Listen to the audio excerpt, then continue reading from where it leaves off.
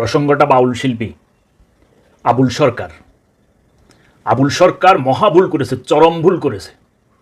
বাউল শিল্পীদের বেশিরভাগই, আমি বলবো না, বাউলরা অনেক জ্ঞানী গুণীদের মতোই কথা বলে, গান গায় ভালো, অনেক সমাজকে শিক্ষা দেয়, নিজেরাও বেঁচে থাকে, অনেকটা আমাদের মৌলভী সমাজের মতো। কিন্তু বাউলদের, আপনারা আউল বাউলদের নিরীহ পেয়ে আবুল সরকার ছাড়া অন্যান্য বাউলদের কেন আঘাত করলেন আপনারা?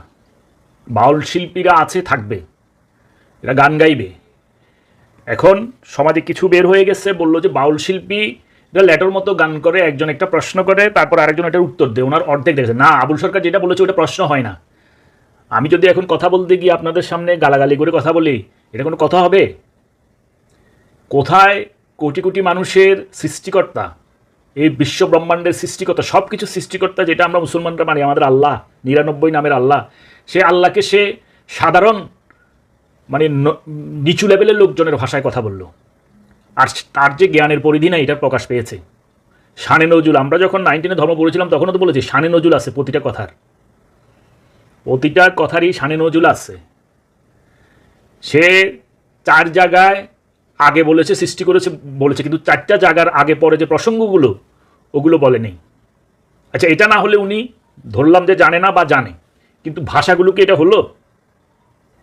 সাধারণত আমরা একটু আত্মীয় স্বজনকে নিয়ে কথা বলতে গেলে, মুরব্বীদের নিয়ে কথা বলতে গেলে, সাধারণ সম্মানিতদের নিয়ে কথা বলতে গেলেও তো কত ঘুচিয়ে কথা বলি। আর সেই ক্ষেত্রে সে সৃষ্টির মালিক, বিশ্ব ব্রহ্মাণ্ডের পরকালের মালিক আল্লাহকে নিয়ে বলছে মুখের কথা না, আর ব্যাকসাইডের কথা। আমি এটা আর বলতে পারলাম না, কারণ ওরা বলতে পারে সব কিছু।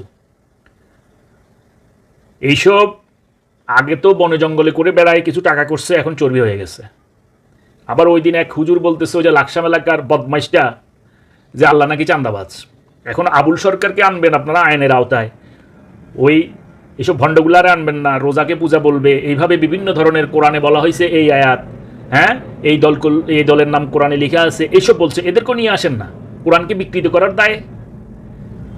তবে হ্যাঁ, এই বাউল শিল্পীদের নিয়ে আবার কয়েকজন রাজনীতিবিদ রাজনীতি করছেন, যে আউল বাউলরা গ্রামগঞ্জে আছে, ওনার ভোট। কিছুতেই আবুল সরকারকে সাপোর্ট করা যায় না। আবুল সরকার মানে পুরো বাউল সমষ্টি না বাংলাদেশের, সমগ্র বাংলাদেশের বাউল শিল্পী মানে আবুল সরকার না। সমগ্র বাংলাদেশের বাউল শিল্পীদের আক্রমণ করা যাবে না। বাউল শিল্পীদের লালন করতে হবে, পালন করতে হবে, কিন্তু দোষ করলে বিচার হবে। আবুল সরকার দোষ করেছে, উনি বিচার হতে হবে এটার। উনি যদি বিচার মানে হচ্ছে ধর্মীয় ব্যাপার, উনি যদি তওবা করে যে আমার ভুল হয়ে গেছে, মুসলমানদের মনে কষ্ট দিয়েছে, ওটা বলবো যে আমাকে ক্ষমা করে দেন, আল্লাহ আমাকে ক্ষমা করে দেন, আমি তওবা করেছি, আমার ভুল হয়েছে। ভুল মানুষই করে, কিন্তু ও যদি মিডিয়াতে এসে ভুল স্বীকার না করে, তাহলে জনগণ কিন্তু ওকে ভালোবাসবে না কখনো। আর একে ভয়কট করতে হবে। আবুল সরকারের কেউ পক্ষ নেবেন না, কিন্তু বাউল শিল্পের বিপক্ষে হবেন।